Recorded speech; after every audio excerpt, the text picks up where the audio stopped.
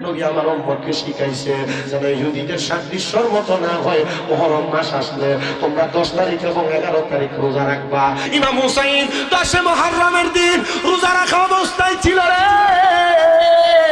এই জন্য আমরা সুন্নি মুসলমানরা আশুরা 10 মুহররমের সময় রোজা রাখি। শুধু তাই না, এই দিন শুধু রোজা না, আমার নবী 10 মুহররমের সময় 2টা রোজা রাখছে।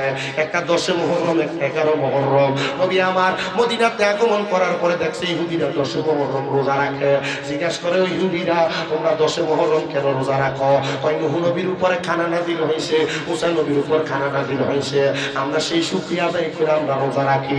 আমার নবী কয় নূহ নবীর উপরে, ঈসা নবীর উপরে তোমাদের চাইতে হকদার আমরা বেশি। এই জন্য আমার নবী রোজা রাখলেন। নবী আমার পরবর্তী দিনও রোজা রাখলেন। নবী আমার উম্মতকে শিখাইছে যেন ইহুদিদের সাদৃশ্যর মতো না হয়। মুহররম মাস আসলে তোমরা 10 তারিখ এবং 11 তারিখ রোজা রাখবা। আর আমরা যেই দরবারের বায়াত, ওই দরবার থেকে শিক্ষা হইল 10 মুহররমের প্রথম দিন থেকে 10 দিন টানা রোজা রাখে। যাদের সম্ভব হয় পুরা মাস রোজা রাখে, যাদের সম্ভব হয় তারা খালি পায়ে পায়ে হাঁটে, যাদের সম্ভব হয় ওই 10 মুহররমের 10 দিন তারা কোনো গরুর গোশত মাংস খায় না। এটার কারণটা কি জানো নি রে বাবা? কারণ নবী পরিবার না খাইছিল, সেই শোকটা তারা আহরণ করে, সেই শোকটা তারা ফিল করে, অনুভব করে। নবীর নাতি ইমাম হুসাইন ফজরের নামাজ পড়লেন তাঁবুর মধ্যে, জুমার নামাজ হইল নবীর পরিবারের তাঁবুর মধ্যে। ওই 10 মুহররমে আল্লাহ কিয়ামত করবে, 10 মুহররমে দুনিয়া উল্টে দিবে, 10 মুহররমে দুনিয়া ধ্বংস করে দিবে। ইমাম হুসাইন আর রাত্রবেলা ঘুমায় না। হযরতে সারা বানু কয় স্বামী গো, আপনি তো আগামীকালকে যুদ্ধ করার জন্য চলে যাবেন, আমি আপনার উরুর মধ্যে একটু মাথা রাখে আরাম করতে চাই। হযরত সাহারা বানু আরাম করলেন। কিছুক্ষণ পরে হযরত সাহারা বানু কান্না করতে করতে ঘুম থেকে জাগ্রত হয়ে গেছে। হযরত সাহারা বানু রে ইমাম হুসাইন ডাক দিয়া কয়, সাহারা বানু তুমিও কেন ঘুম থেকে কান্না করতে করতে জাগ্রত হয়ে গেলা? সাহারা বানু ডাক দিয়া কয়, স্বামী ও ইমাম হুসাইন, আমি কেন কেন কেন গো আমি ঘুম থেকে জাগ্রত হয়েছি জানেন? আমি স্বপ্ন শুধু আপনার মতো একজনকে দেখি নাই, আমি দেখছি 4 জন ব্যক্তিকে স্বপ্ন। আমি দেখছি জান্নাতের একটা খাবারের থালা সামনে সাজানো, আমার মদিনার রাহমাতুল লিল আলামিন নবী খানার থালাটা নিয়ে বসে আছে। আমার নবীজির সামনে হযরত আলী কাররামাল্লাহু ওয়াজহু আমার শ্বশুর আব্বা বসে আছে। আমার নবীজির সামনে খাতুনে জান্নাত ফাতেমা আমার শাশুড়ি আম্মা বসে আছে। আমার নবীজির ডান দিক দিয়া হযরত ইমাম হাসান আপনার বড় ভাই বসে আছে। আমি জিজ্ঞাসা করলাম, ও নবীজি, ও আব্বা জান, ও আম্মা জান, ও ভাই জান, আপনারা কেন জান্নাতের খাবার খাইতেছেন না? তারা আমার জবাব দেয়, এই জান্নাতের খানার মালিক আমরা 4 জন না, জান্নাতের খাবারের মালিক হলো আমরা 5 জন। আরেকজন এখনো আসে নাই, উনি আসলে আমরা জান্নাতের খানা আহার করব। আমি প্রশ্ন করলাম, ও নবী গো, ও মায়ার নবী, এই জান্নাতের খানা আপনারা কখন খাইবেন? আমার নবীজি জবাব দিয়েছেন, এই জান্নাতের খানা 10 মুহররম আসরের নামাজের পরে মাগরিবের আগ মুহূর্তে আমার নবীজি ওনার নাতির নিয়ে ইফতার করবে। এই জন্য এই খানা তারা পান করবে। তখন মোল্লা বুজ্জা খাবাইও কথা কয় না, দেশটা মোল্লারে খাবাইবা সাবধান। নোয়াখালীর এক বেড়ি বেড়ি সুন্দর এক নাতিন, কি তো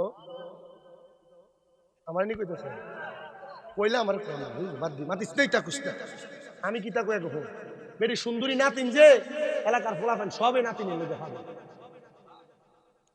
বাড়ির আশেপাশে ঘুরে এক ফলা একটু টেটলা সালাক, এ ফলা দাদির কাছে দেখো, দাদি গো তুমি তো মুরব্বী মানুষ, চলতে ফিরতে কষ্ট হয়, আমি তোমার খেদমত করবার লাগে আমার রাহ।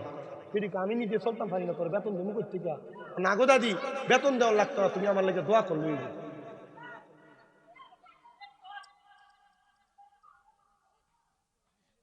ভিডিও ফলাফল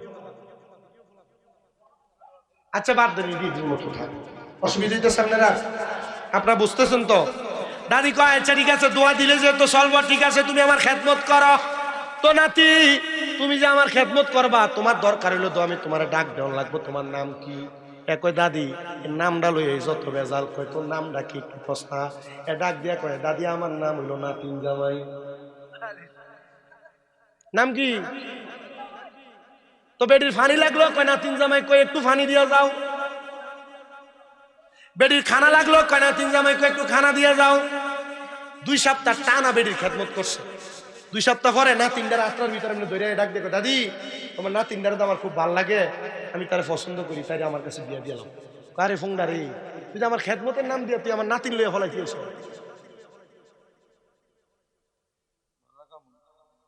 দাদি কয় না আমার নাতিন সুন্দর, তাই আরো ভালো জায়গায় বিয়ে দন যেত, তোর কাছে দন যেত না। ডাক দেখো তোমার নাতিরও তো আমার পছন্দ করে, জি গাও ছিল কহ না তোর বিয়াদন যেত না, খুব শয়তান। 2 সপ্তাহ তোরে ফড়াইছে, এত রাস্তা রাখতো না, তুই লোকে যাইস না। না দাদি তুমি দিতা না বিয়া, কর না তাহলে আমি ফলাই যাই না, 3 দিন ফলাই যাবে। আর বেরিটা এই এলাকার মানুষ আমার নাতিন জামে আমার নাতিন লয়ে ফলাই যাবে। এলাকার মানুষ ধরে এই বেরি করে বেরি নাতিন জামাই নাতিন লয়ে ফলাইতো না, তোরে লয়ে ফলাইতো।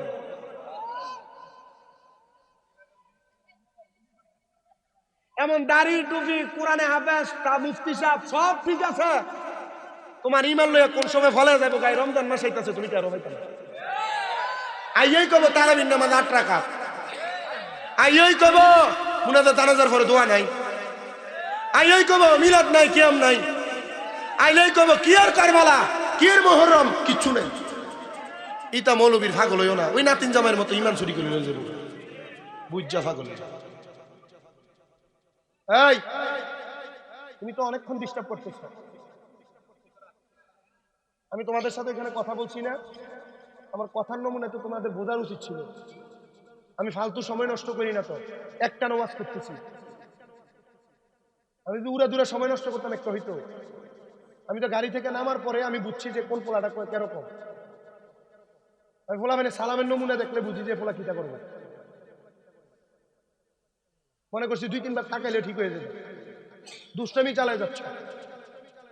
একটা কাউল আছে আল আদাবু খায়রুম মিনাল যাহাবি ওয়াল ফিদ্দাতি, আদব স্বর্ণরূপার চাইতে উত্তম। স্বর্ণরূপার টাকা দিয়ে দোকান থেকে কিনা যায়, বেয়াদব রাস্তাঘাটে পাওয়া যায় না, আদবওয়ালা মুআদ্দাব সন্তান টাকা দিয়ে কিনা পাওয়া যায় না। কেন এগুলা করে নিজের মা বাবাকে অসম্মানিত করতে? মানুষ তো তোমাকে কিছু বলবে না, মানুষ বলবে অমুকের পুত্র এমন। মানুষ মা বাপ লয়ে গালাগালি করে, কেন এই সমস্ত অপকর্ম আমাদের দ্বারা হয়? যারা ছোট মানুষ আছো তোমাদেরকে বলছি, আমি এলাকায় এসে ছোট ছোট যে হিসাব করে 10, 12, 15 বছর যে পোলাপান গুলা দেখছি, বেশিরভাগ দেখছি বেয়াদবি করে, বেশিরভাগ দেখছি কথার ভিতরে আদব নাই। কেন তোমরা এগুলা করো? এই যে আমি বক্তা হইছি, আমি কামেল পরীক্ষা দিচ্ছি, কিন্তু আমি আমার পড়ালেখার যোগ্যতা দিয়ে বক্তা হই না। আমি বক্তা হইছি একমাত্র আমার এলাকার মুরব্বী, আমার মা বাবার দোয়ার বরকতে আমি বক্তা। তো তোমরা যদি বেয়াদবি করো, জীবন এমনি তো ধ্বংস হয়ে যাবে। এগুলো বুঝো, এরপর ওয়াজ মাহফিলে বসো। সমাজ বড় কঠিন, জামানা বড় কঠিন। এমন কোন কর্ম তোমরা ছোটরা করবা না যেটার কারণে তোমার মা বাবার মুখ মানুষের কাছে কাটা যাবে, মা বাবার মুখ পোড়া যাবে। তোমরা এমন ভাবে চলবা, এমন ভাবে জীবন গঠন করবা। নবীজি তো ছোট ছোট বাচ্চা দেখলে আদর করতেন। আমি তোমাকে আদর করব কখন? যখন তোমার শালীনতা ভদ্রতা দেখবো, তোমার লজ্জা দেখলো তো আমি তোমাকে আদর করতে পারবো না।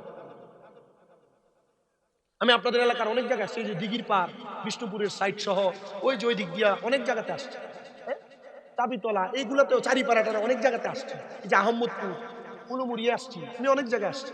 আমি দেখছি এলাকার মানুষগুলো করছি, আমি অনেকদিন আপনাদের এই সাইডটাতে আসিনি। আবার কথা বলতেছি কেন? কেমন আমি কার কাছে বলতেছি কথা বুঝতেছো না?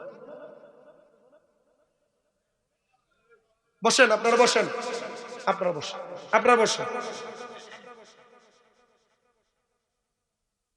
আল্লাহ আমাদেরকে বোঝার তৌফিক দান করুন, সহি সমাজ দান করুন, উত্তম বুঝ আমাদেরকে দান করুন। এক কথাই বলে দিছি, আল আদাবু খায়রুম মিনাজ যাহাবি ওয়াল ফিদ্দা, স্বর্ণ এবং রূপার চাইতে দামি আদব।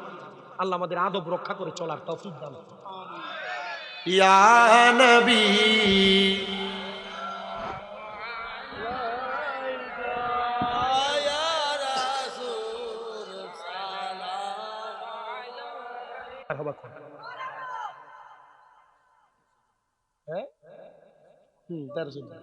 আল্লাহ আমাদেরকে কবুল করুন, রাখবেন তো ইনশাআল্লাহ। সবে বরাতে এলাকায় দোয়া মিলাদের আয়োজন করবেন তো।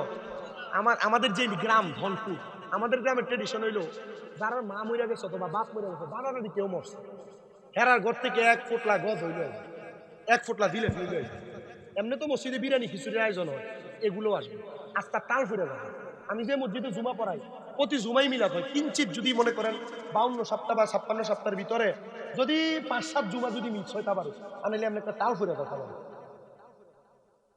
এমন হয় যে বিরিয়ানি দিয়ে কুলে আইছে না, আমার দিয়া পরের দিন ফজরের সময় গজা দিলে একটা ট্রেডিশন চালু রাখবেন ইনশাআল্লাহ।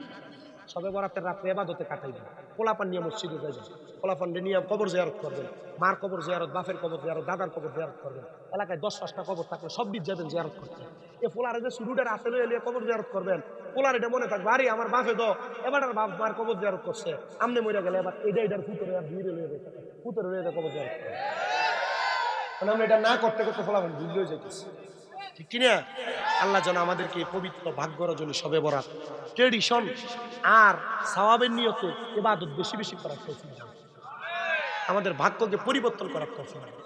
আল্লাহ যেন এই 2026 সালে শবে বরাতের উসিলায় আল্লাহ আমাদের কামাই রুজিতে বরকত করবে, আল্লাহ আমাদেরকে বিপদ থেকে উদ্ধার করবে, আল্লাহ যাদের সন্তান নাই সন্তান দান করবে,